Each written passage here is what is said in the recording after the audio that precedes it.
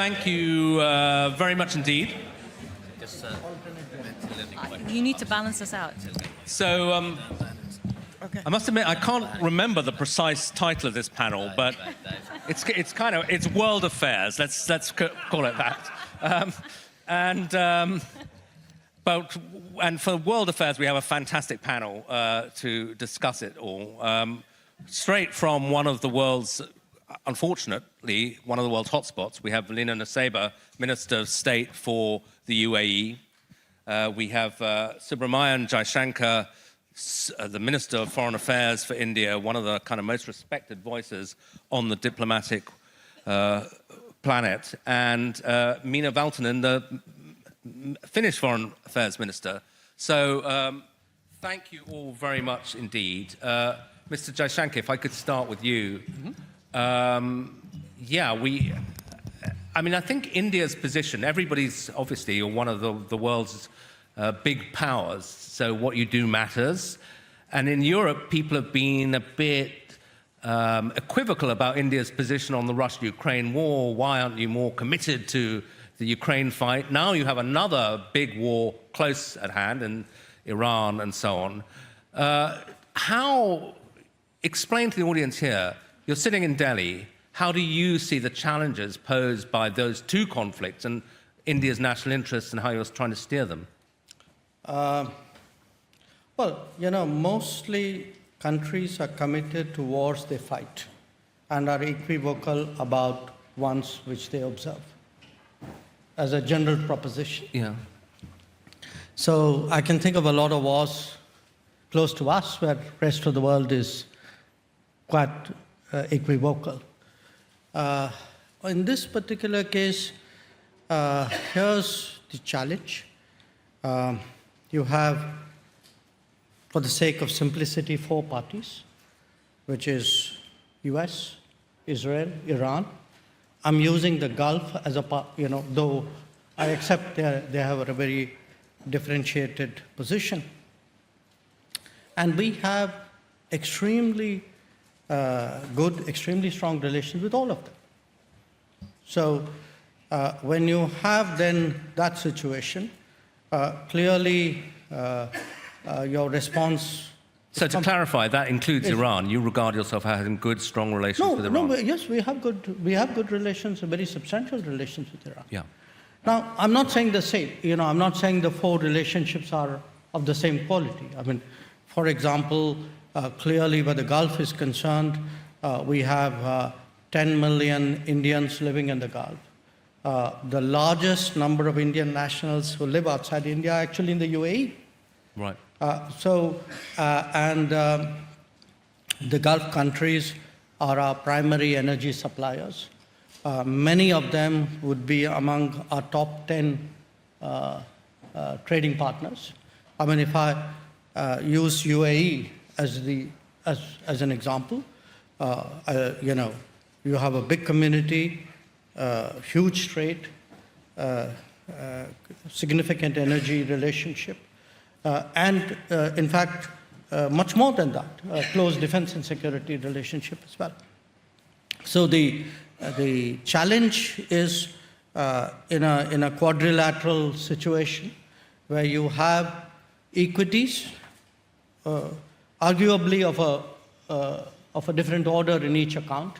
How do you manage them while addressing this conflict? Yeah. And are you feeling the domestic consequences of the war already? Because I think India's been unusually vocal in saying, look, the rising energy prices are driving people into poverty. Yes, because, when you are a low income or a low middle income country, then as indeed happened after the Ukraine war as well, an increase in energy prices hits a low-income country much more than it does a middle-income or a high-income country. And are you just stuck in the role of kind of frustrated observer, or is there much you can do to try to help? Well, I think at this time, much of the world is stuck in the position of a frustrated observer. But a lot of countries are trying to do what they can in this situation. Yeah. So it's not for want of trying. I mean, I'm again I'm talking about us alone, but I think, certainly there are not that many countries who would have relations, decent relations with all the parties involved. So clearly, we've sort of reasoned with the countries. We've been in touch with them.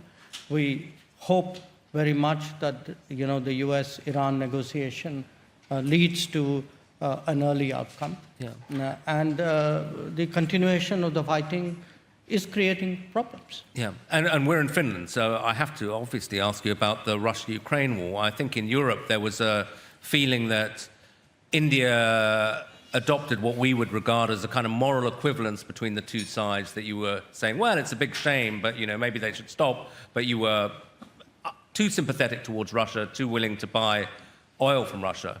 So how would you explain that position to the people here? Well, I'd make two observations. I buy oil. I buy oil based on cost and availability. So at that point of time, much of the oil available on the market was Russian, because Europeans were essentially buying up the Middle East oil, which was our traditional supply. So circumstances pushed us in a certain direction. But since you spoke about moral ambiguity, I would say this, no European country has been attacked with Indian weapons. I wish I could say that for European weapons vis-à-vis India. So keep that in mind. Be more explicit so that people understand what you're saying. Europeans sell weapons which are used to attack India. Not now, for many, many years. We Indians have never done anything to endanger Europe. So I think that's a reasonable point. Okay. Minister Naseba, I mean, you are right, in the front line. And we were all hoping for a peace settlement, but it looks like the war's flared up again. How did things seem viewed from the UAE? In the earlier panel, they're saying this war's going on for a while. Thank you for the question. Thank you to the hosts for having us. It's been a really quiet time in my part of the world, as you've observed. That's why you came here. That's why I came here. I had not much to do, and this looked like an interesting way to debate some of the policy decisions we make often at such a rapid pace. I think that's one of the fundamental changes in how we make our decisions today that has had impact. The pace of which we gather information, that we look at disinformation, and we make policy decisions has had a very enormous impact on being able to debate those outcomes in a measured way. I'd really like to also thank both of you because you're doing a lot of my work for me today. The Ambassadors Forum, the UAE Ambassadors Forum is meeting in Abu Dhabi today, and they asked me to address it from my hotel room in Helsinki last night. I said I have far better practitioners sitting on the panel here today, so you are being webcast into the UAE Global Ambassadors Forum, so thank you for doing that as well. But it is a critical time that our ambassadors are meeting, and they are hearing a number of our leaders address them about some of the key takeaways that the last 100 days have shown us as a country, as we have faced, if you imagine Helsinki or New Delhi, facing over 3,000 drones and missiles in the space of 100 days, in a country that has been geared towards relative peace and prosperity for quite a number of decades. I think you can imagine the enormity of the shock that we've had to absorb in being able to adapt to that and to be resilient in those circumstances. So the first takeaway has been that the investment we have made in being resilient as a society, as an economy, but also in terms of our military capacity has paid off. That has really paid off, and that has been over a decade in the making. I think you've seen that we've responded to over 90% of those attacks successfully. And I see many of my colleagues, but also from the UN in New York, but also many ambassadors who have lived through that in the UAE, who have felt that the UAE protected them as if they were, like the Indian community, home. I think that's the other key takeaway about the UAE lesson and the model, is that it has been a one society response to this crisis. And it strikes me as I sit in Finland that has a very long border with a dominating regional hegemon, that there are more similarities in our region and in Europe today that have come to the fore in the last 2-3 years than perhaps we first realize when we look at each other across the waters, or when we take flights to each other's countries and when we visit each other's museums. There are a lot more similarities in the way the international system functions or misfunctions. And I think that's my second takeaway. And I heard this a lot in the very good opening remarks today from President Stubb and from President Ruto, that ultimately we're all in this room vested in this international system. It matters to us. What is playing out, or what has played out in Ukraine, and I remember that India and the UAE were actually on the Security Council when that disruption or that rupture or that disorder happened in 2022. We were on the Security Council together looking at how the international system would respond. We were also facing similar disruptions in the Middle East, in Africa, with each continent to a degree saying, this is not my war. And I think that is the takeaway theme for me about the failures of policymaking and leadership, in fact, that has led to this trust deficit. It was only recently that we heard a European leader talk about the Iran war as not our war. And therefore, it shouldn't be surprising to a degree when the Ukraine war is not seen as our war in the African continent or the Middle East, and when other horrific conflicts that are raging in Africa are not seen as our war across the ocean. And I think that fundamentally is what has to change. That is fundamentally what has to change. It's another takeaway from this period. Because what is playing out in the Strait of Hormuz today, a waterway that, again, earlier, the president of Kenya said wasn't even on his radar, which I think is true for many people in this audience. What is playing out in the Strait of Hormuz today is fundamentally a test of this international system. It is a test of freedom of navigation. It is a test of the concept of trade as a global public good. It threatens, as Dr. Jaishankar has said, a fifth of the world's energy supply. The UN has estimated upward of 45 million facing famine as a result. It's a third of the world's fertilizer supply. Many countries have not been able to lay down harvest for food, so food security is at jeopardy. It's $500 billion of container traffic. This is global trade being tested in a narrow strait that is 40 kilometers from us. Iran is a neighbor of 40 kilometers from us at our closest points. And I think how this plays out will have implications for other straits, and this has been said by many of the practitioners in this room. But it will fundamentally have implications for how we respond as an international system. For us, it's partnerships, and it's partnerships that President Ruto said are defined as partnerships, not necessarily alliances, and I think Dr. Jaishankar said that. Yeah. It's resilience, it's alternative routes, and it's the international system. Yeah, I mean, you spoke about resilience and you sound admirably calm for somebody, you know, in the middle of a war zone. But one of the things that people have also said is that the UAE in particular, it's had this golden era, incredibly high international profile, Dubai, the safest city in the world, money, you know, coming in, and that you do have resilience and you could survive it for a while.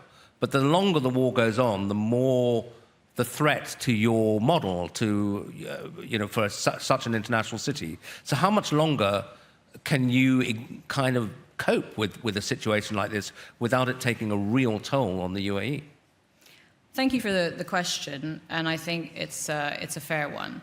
And I would say that is actually the answer to the question many of us, why did the UAE face over 60% of the strikes in the region, having not been responsible or part of the initial US-Israeli operations that began the spate of the conflict?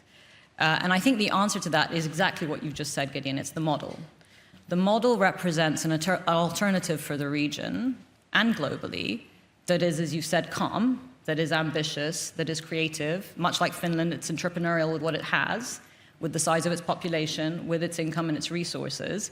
We're not quite the number 10 years in a row happiest country on earth yet, but we've strived to be a country that has focused on innovation, that has focused on prosperity, that has focused on healthcare, on AI, on investment, on infrastructure, and trade. And I think that model is what is under threat today, which is why in our defense, much as Ukraine has defined its defense as existential, I think the UAE sees the defense of this model, not of our country. We've been able to do that quite calmly, and I think we'll continue. We've actually demonstrated incredible capacity that was perhaps not taken into account before. But I think the UAE has demonstrated also that it has vision. And ultimately, capital flows to places not only that demonstrate resilience, but that show an alternative vision to the dysfunction that we're seeing from many leaders and systems around the world today. So countries want to see a country that has good governance, good laws, and ability to defend itself. Capital today is not risking environments that are completely safe because they don't exist. They don't exist. So showing the resilience actually has made us a better bet, and I think showing the vision has made us a better bet, and that's what we're doubling down on. Again, if I can just answer another question that you've posed in that. We're also looking at our strategic autonomy in very serious ways and in an accelerated way. So by the end of 2027, the Strait of Hormuz for us will not necessarily be a route we need. Today we're already getting over 70% of our product out to market. By the end of 2027, in terms of energy export, it will be at 100% through other pipelines. So what is at stake at the Strait of Hormuz is not necessarily for a country that's already over 70% non-oil GDP. It's not necessarily what is going to define our future economy, but it is going to define what happens in the global economy, including, as I come back to it, the issue of famine and food security, which is why I will say to the audience here, I think what happens in the Strait of Hormuz is your problem. I think what happens in the European continent is our problem. And I think the role that countries like India and the UAE play in trying to bridge the realities of great power conversations is part of our problem as well, and the role that we can play. Okay. Alina Valtonen, you know, you're sitting right next door to Russia, to Ukraine. Do you really have, to use the modish term, the bandwidth to engage with another conflict with the Iran war, or is it really, if you're sitting in this part of the world, all about Russia and Ukraine? Well, of course, you have to concentrate on everything that's going on in the world, and plus everything is interlinked too. First, I would like to start, though, with referring to what Dr. Jaishankar said earlier on buying oil from Russia. Let us remind ourselves that Europe in itself, or when we introduced as the West the oil price cap, the idea was not to prohibit the world from buying Russian oil, right? So in India's defense, and I do understand that India is buying Russian oil, at least mostly within the oil price cap, that's basically the intention of the entire system, because when that was introduced, the entire idea was not to disrupt the entire oil market, but essentially to make sure that, yes, oil is supplied also from Russia, but Russia is not just making a massive margin out of it. Mm-hmm.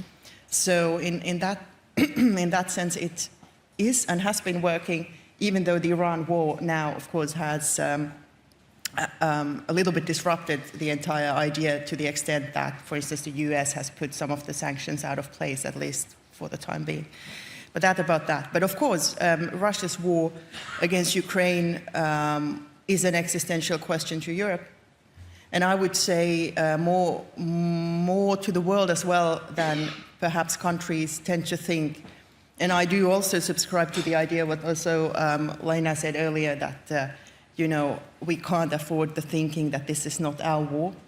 I think it's fair to say in the context that, yes, it is not NATO's war, because NATO did not attack Iran, right? But to the extent that nobody wants to see a nuclear Iran, and nobody wants to see, for instance, the Iranian authorities killing their own citizens on the streets, then definitely it's a global issue and something we need to take care of, like is the Strait of Hormuz. I mean, Finland is committed, or has committed itself to the French and UK initiative to essentially making sure that traffic happens once the hostilities are over. And now we're just waiting for the deal. Yeah. We may be waiting some time. But talking about, though, the war next door, Russia-Ukraine, it seems to me there's been a real shift in mood in the last couple of months, that if you'd had this conversation a year ago, it would have been very pessimistic about Ukraine's chances.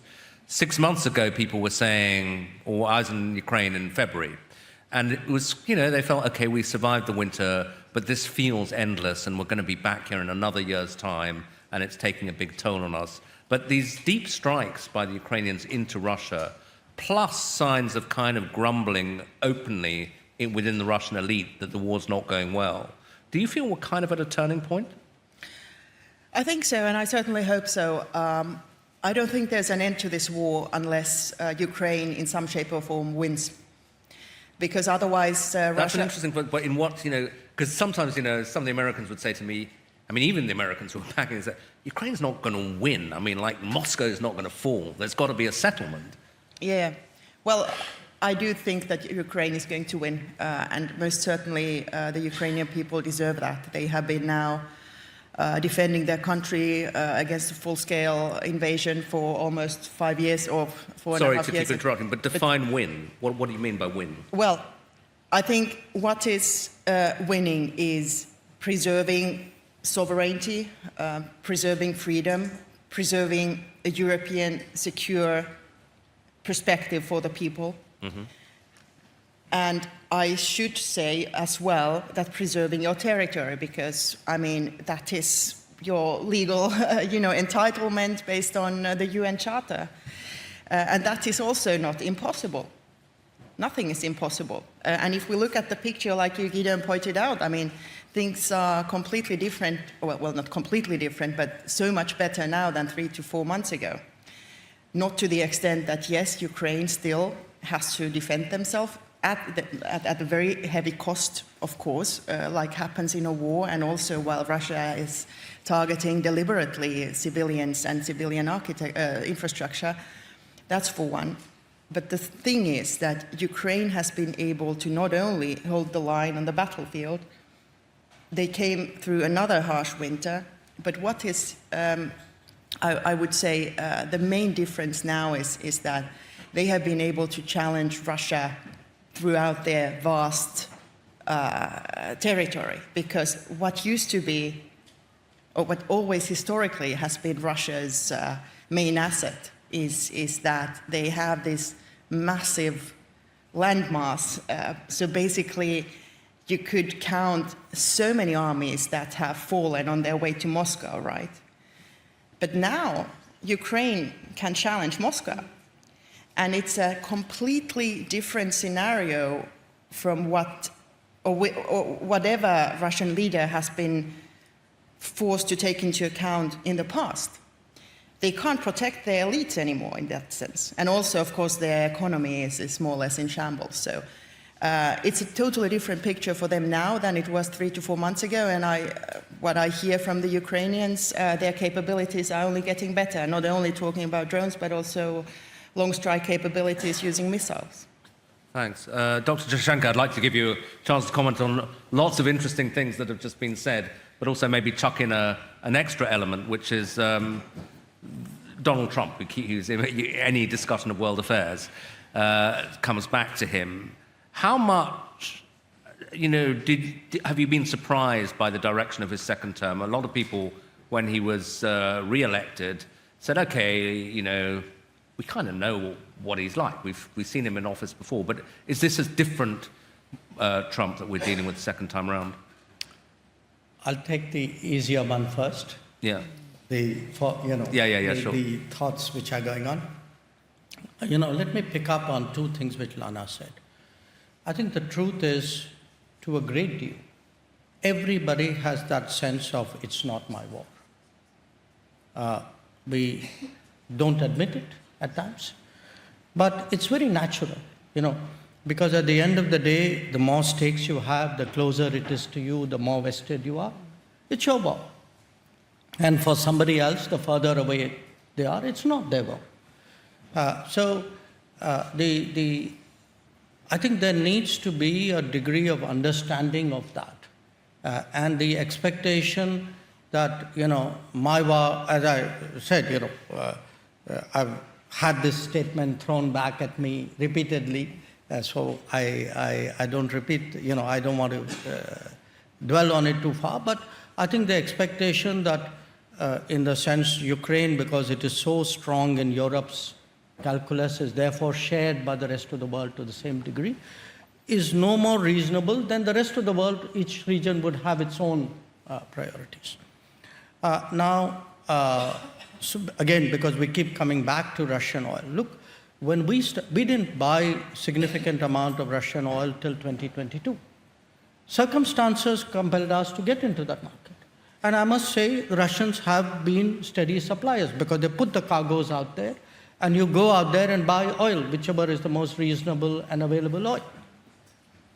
But I do want people to remember this. At that time, the US specifically asked India to buy Russian oil to stabilize the world markets. Yeah. Okay? Right now, if you see, after having first put tariffs on us last year for buying Russian oil, the US then again lifted its sanctions because on Russian oil. They need the oil price down again. Yeah. So let's not pretend that there is some great principle involved here. I mean, if it is on, off, and do it when it suits us and don't do it when it doesn't suit us. I mean, come on, we are all the adults in the room. We know what the game is.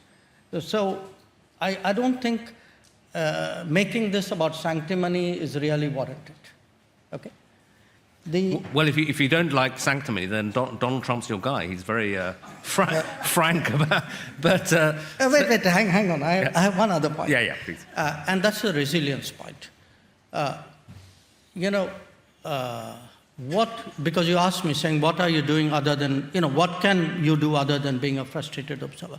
No, I think, look, there are immediate responses, there are short-term, medium-term responses. What, for example, we heard from Lana is, UAE, for example, is de-risking by trying to build alternative evacuation routes for its energy. So what we're going to see to some degree is the Gulf itself de-risk the Gulf. Okay? To some extent, the rest of the world will work with the region also to build redundancy, and the IMEC, the India, Middle East, Europe Economic Corridor, is envisaged as one such initiative. But the third one, which is really interesting, I cite my own country as an example. Today, our largest oil supplier, little less than 40% is Russia. Our largest gas supply is the United States. And that was not the case till the 28th of February of this year.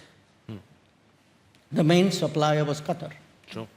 So what is happening is the world is also de-risking on the region.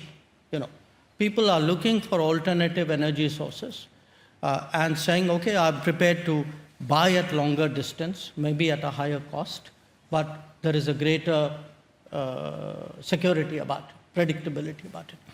So what I see in a way is that the global energy scenario will fundamentally change after this. Now, I'm not unidimensional.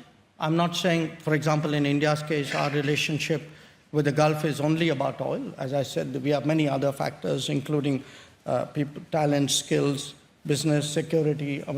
But definitely, the way the energy flows were on the 27th of February before this war started, it's going to be significantly different, possibly irreversibly different, once this phase is over. So in an interesting way, just like the Ukraine conflict changed the energy flows for this region, what the Iran conflict is going to do is probably change the energy flows for Asia, certainly, possibly for much of the world. Your question on Trump, I was coming to that.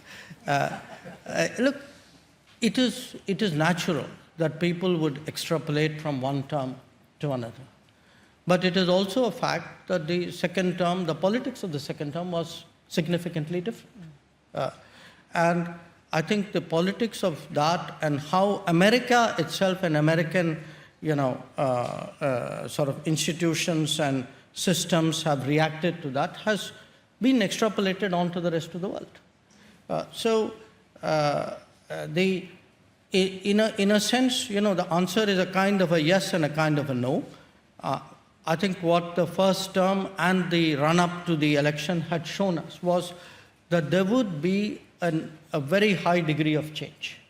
Okay, and you have to kind of acknowledge it, that much of what happened was actually declared in advance. Tariffs, for example. It's just that a world accustomed to its habits did not actually think this would be carried out. Okay, this is rhetoric, but it won't become policy, or policy would not become practice. So in that sense, I would say all of us were braced for a term where there would be very significant departures from the past, even from his first term. But I think probably most of us, I really can't think of anybody who was not, did not probably expect it to be as radical as it turned out to be.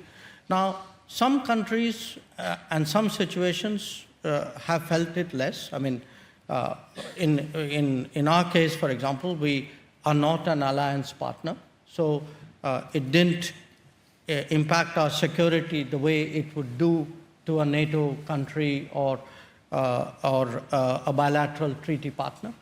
There would be, countries who in other areas were all affected, like in tariffs. There would be some countries who were more affected on, say, immigration.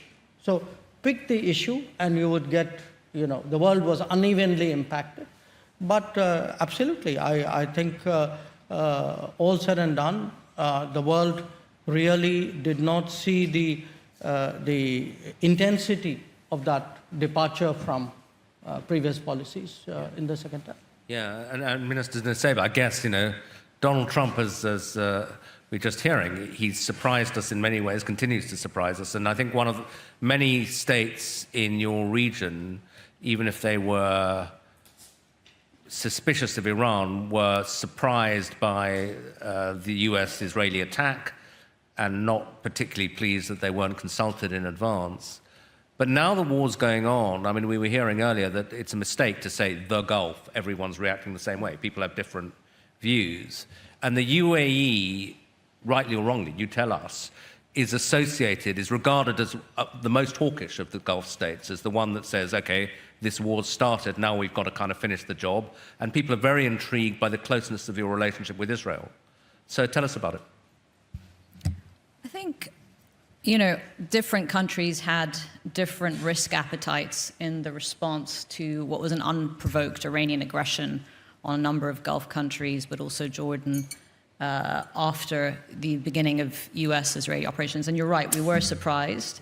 And you are also right that we were doing a lot prior to February 28th to try to make sure such an escalation didn't happen. I myself was in Tehran 3 weeks prior to the 28th of Feb, meeting with the foreign minister and other senior officials in the foreign ministry to talk about the last decade of our foreign policy, which was really trending towards economic incentives for Iran's integration into the region.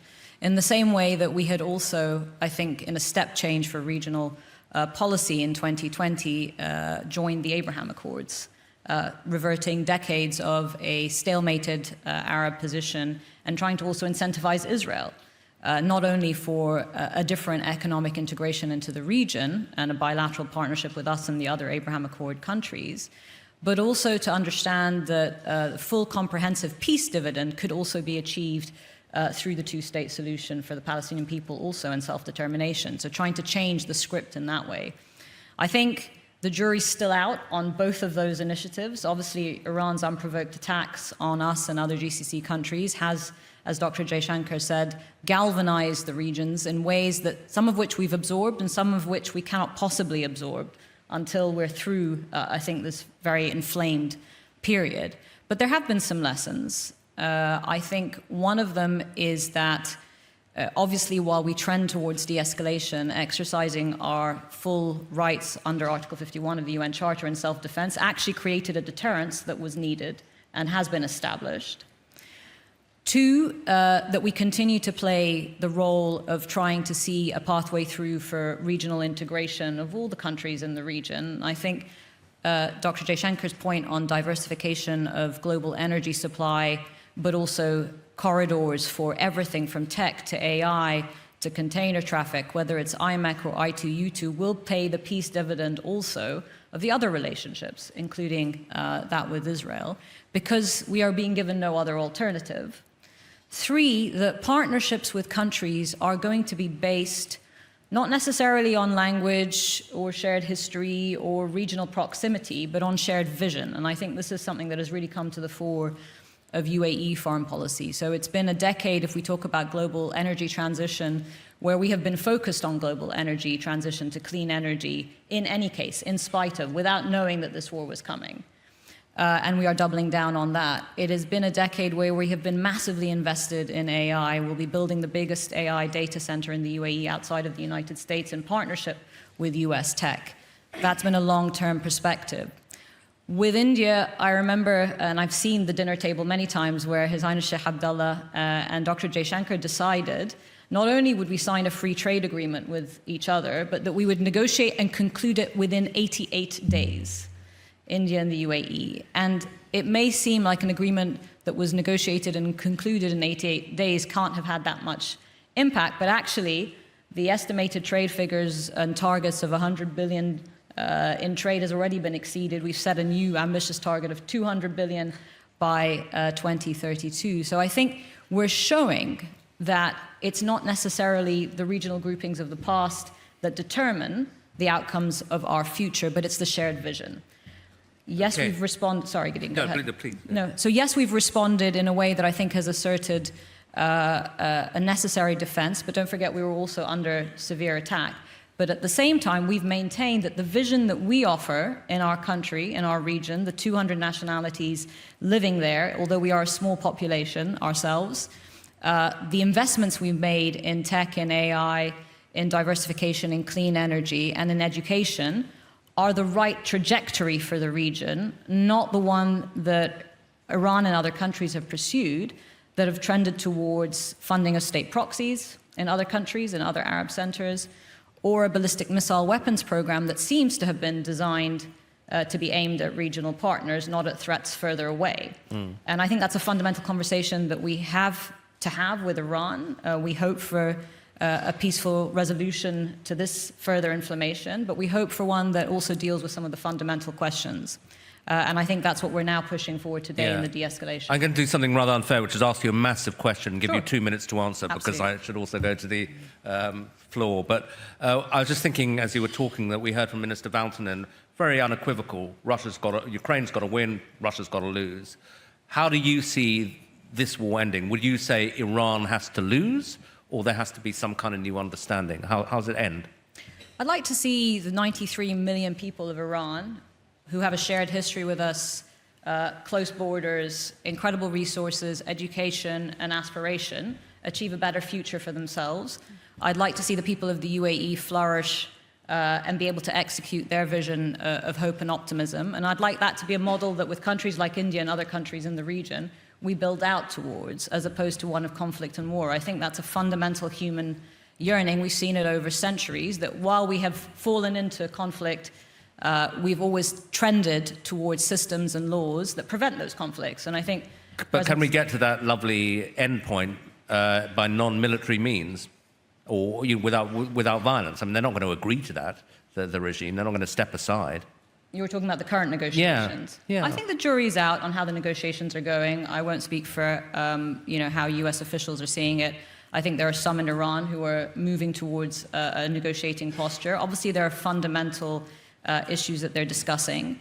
I think much like Gaza and the UN Security Council Resolution 2803 that established the Board of Peace and an end to that conflict and the building out of hopefully a roadblock towards eventually a Palestinian entity that takes over Gaza and the West Bank. I think much in the same way, you can't fix it all at once. You have to build out the building blocks. So if the first step is looking at the nuclear program, then looking at ballistic missiles, looking at neighbors and regional security comes later. But you need to begin with something, and I think that's what the negotiations are trying to do. I've got loads more questions for you, but I'll restrain myself because I want to give the audience a chance. There's a gentleman there.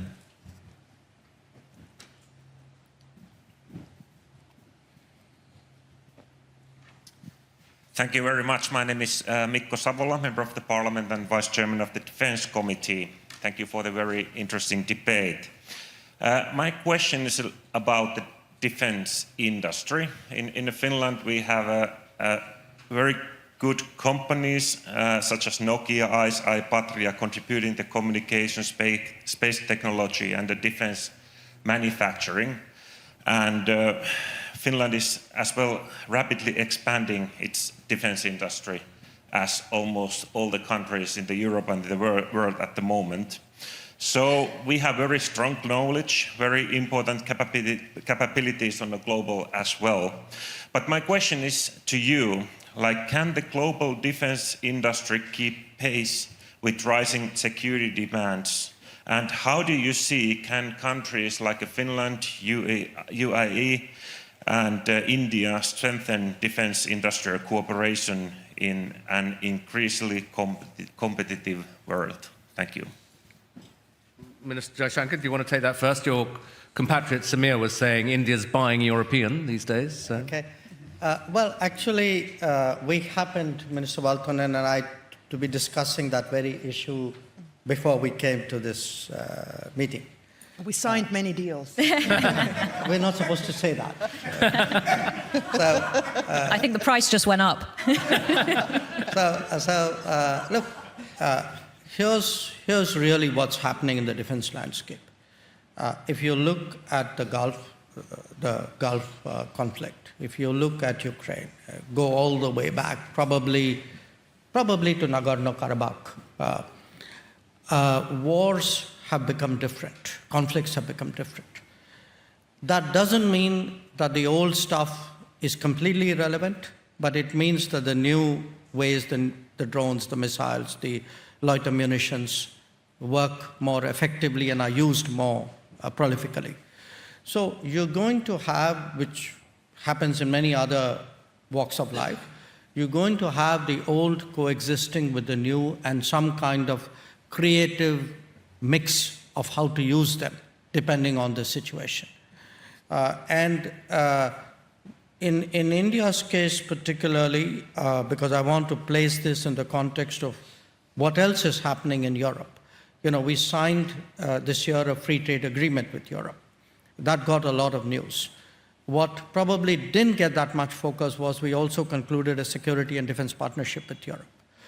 We also have a talent mobility agreement, a framework with Europe. So what I can see is that the defense industries, particularly in the smarter sectors, will try to find common ground and see if there are partnerships there that will work. Side by side with that, there would be, you know, the orthodox defense weaponry as well, you know, the aircraft or the artillery or, I mean, whatever. So yes, I see this as an interesting possibility. We are right now negotiating a security of information agreement with the European Union. If we do that, I think that allows Indian companies to be eligible for contracts in Europe, which many of our companies would have an interest. Okay. So I promise we'll finish on the dot in 5 minutes' time. So let me just take a couple more. One question here, and then the chap there.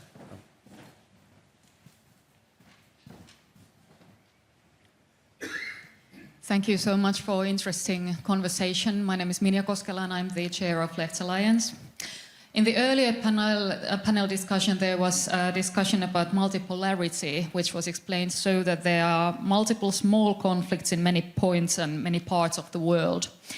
And my fear is that whether these conflicts are big or small, they will lead to enhancing protectionism instead of international cooperation and multilateralism. And to some extent, I believe that that has already happened. So my question would be to you, through which institution and with what kind of practices we could ensure that we would lean towards each other and preserve multilateralism instead of enhancing protectionism? Okay, and then chapter.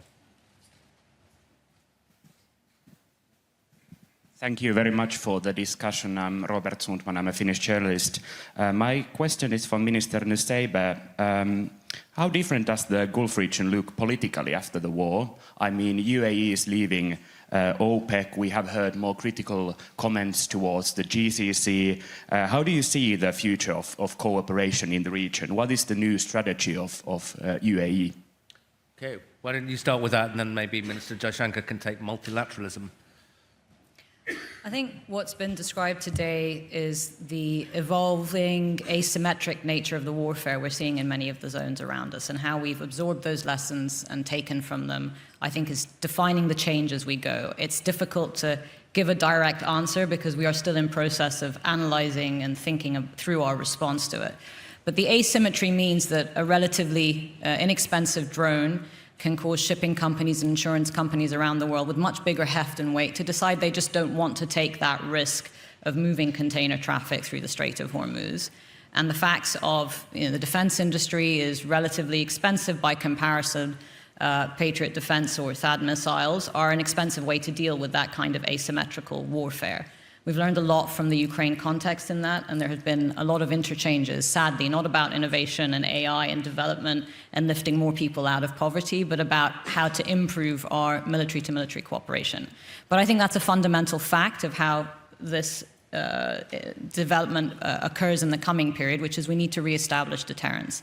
But then we need to get behind something, and I think that's really the answer to your question of how do we see an evolving Gulf politically and how we think about multilateralism.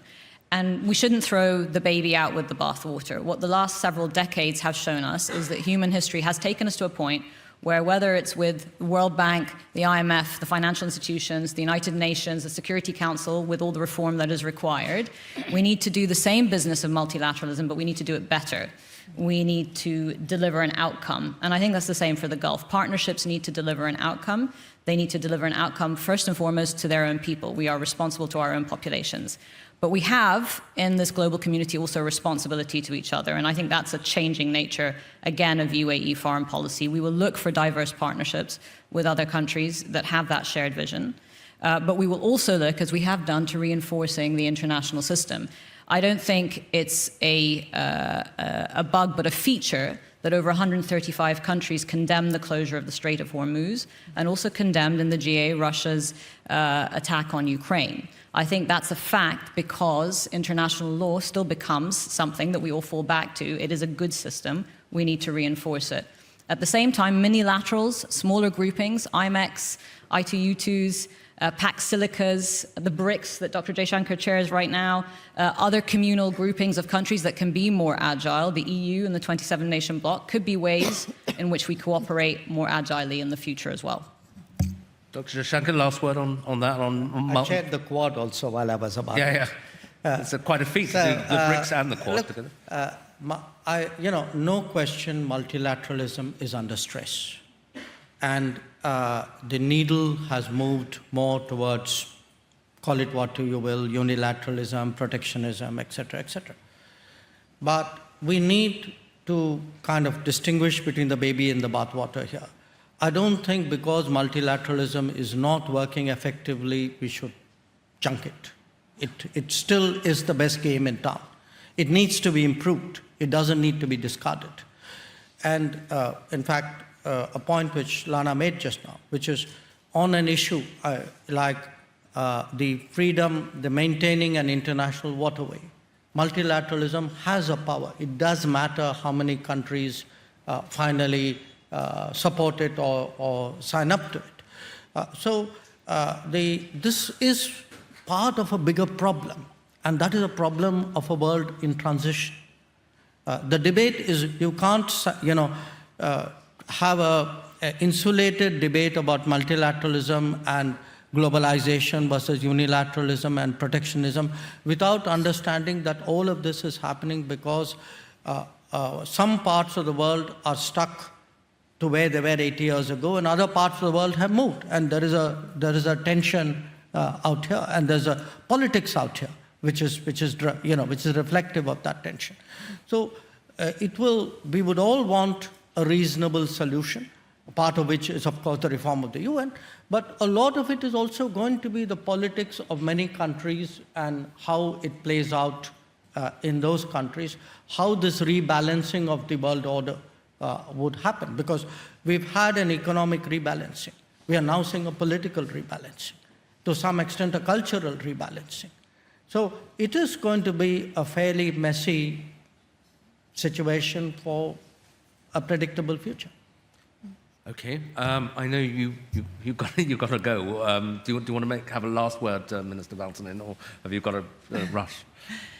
No, well, thank you. Not much to add, but a couple of points. First of all, Finland is running for the UN Security Council 29-30, so please keep that in mind, and thank you for... Me too. Exactly, We're supporting both of you. 28, 29. Exactly. So we will be cooperating there as well. And I think, well, this has been a fantastic debate. Thank you, dear colleagues. And I guess this place shows why it's pretty cool to be the president of the happiest country in the world. So thank you, Alex, for having us here. Thank you. Thanks. Cheers. Okay, thank you, everybody.